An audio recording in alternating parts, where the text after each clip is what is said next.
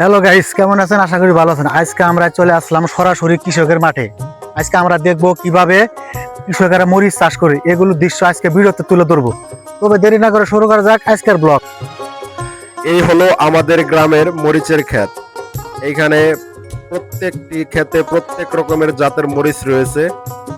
ইদানিং আমাদের গ্রামের মরিচের ক্ষেতগুলোতে হাইব্রিড মরিচের চাষ বেশি হয়, কারণ এই মরিচের চাষগুলোতে ফলন বেশি হয়, পরিশ্রম যদিও একটু বেশি হয়। পরিশ্রমের তুলনায় কৃষকেরা এই মরিচের চাষ করে অধিকাংশে লাভবান হয়। তো সেই ক্ষেত্রে বিগত দিনগুলা থেকে এখন বর্তমানে এই মরিচের চাষগুলা বেশি করে।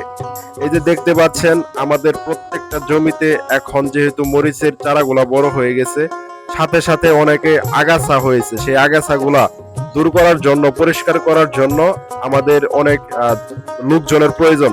তো তার প্রেক্ষিতে অনেক কৃষকেরাই দিনমজুর দৈনিক ভিত্তিতে তাদের টাকা দিয়ে ক্ষেতের যে আগাছাগুলা রয়েছে সেগুলা পরিষ্কার করতেছেন। তীব্র গরমেও কৃষকের কাজ কখনো থেমে নেই। তো যেহেতু কৃষকেরা কৃষির উপরে নির্ভরশীল, সেই ক্ষেত্রে তীব্র গরম, রোদ, বৃষ্টি, ঝড় কোনো কিছুতেই কৃষকদের কোনো কাজ থেমে থাকে না, কারণ এটাই তাদের জীবিকার একমাত্র মাধ্যম। এই যে দেখতে পাচ্ছেন দূর দূরান্ত থেকে কৃষকের কাজের সহায়তা করার জন্য বিভিন্ন জায়গা থেকে আমাদের এলাকায় বিভিন্ন রকমের লোকজন এসেছেন। তারাও এগুলা কাজ কাম করে তাদের জীবিকা নির্বাহ করেন।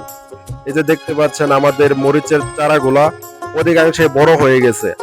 একটা মজার বিষয় হলো এই মরিচের গাছগুলার মানে সুন্দর এবং সুস্থ সবল রাখার জন্য আমাদের খুঁটি দিতে হয়।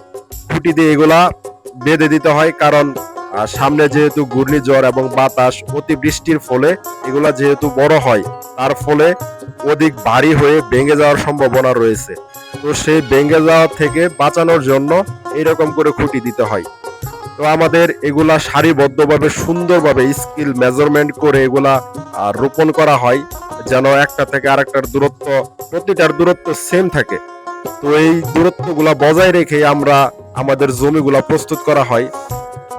একটা মরিচের চাষ বা মরিচের ক্ষেত যতটুকু পরিশ্রম হয়, এই যে দেখতে পাচ্ছেন, এই যে সামনে দিনমজুররা কাজ করতেছেন, এই যে অনেক ঘাস রয়েছে, এরকম করে প্রতিনিয়ত প্রায় 15 থেকে 20 দিন পর পর এরকম আগাছা দমন করে দিতে হয়। তা না হলে মরিচের যে চারাগুলা রয়েছে সুন্দরভাবে বৃদ্ধি পায় না। তো পরিশ্রমী সৌভাগ্যের চাবিকাঠি, এই বিষয়গুলাই খেয়াল রেখে আমাদের যেমন প্রত্যেকটা কাজ, প্রত্যেকটা বিষয়ে এগুলা পরিশ্রম করে যেতে হয়। আর যদি কৃষক যদি সঠিক মতো সার, বিষ, আগাছা দমন না করে, তো সেইখান থেকে কাঙ্ক্ষিত ফলাফল অর্জন করা কখনোই সম্ভব না। তো আশা করি আপনারা আমাদের ভিডিওগুলা দেখবেন এবং আমাদের পাশে থাকবেন। এইরকম কৃষি ও কৃষক সম্পর্কিত সুন্দর সুন্দর প্রাকৃতিক দর্শনের ভিডিও পেতে আমাদের সাথেই থাকবেন। এই যে দেখতে পাচ্ছেন এইরকম, এই যে এটা আগাছা দমন করে দেওয়া হয়েছে, খুব সুন্দর পরিষ্কার পরিচ্ছন্ন জমি হিসেবে আবির্ভূত হয়েছে। এখন এই জমিগুলোতে পানি দেওয়া হইব, তার পরবর্তীতে সার, বিষ দেওয়া হইব। কাজ শেষে অনেক কৃষকই তাদের যে ক্লান্ত শরীর বিশ্রাম নিতেছে। তো সকলে ভালো থাকুন, সুস্থ থাকুন, আমাদের পাশে থেকে আমাদের ভিডিওগুলো দেখে আমাদেরকে সাপোর্ট করুন। এই যে দেখতে পাচ্ছেন কৃষকের সকলের মনে একটা ক্লান্তি ভাব,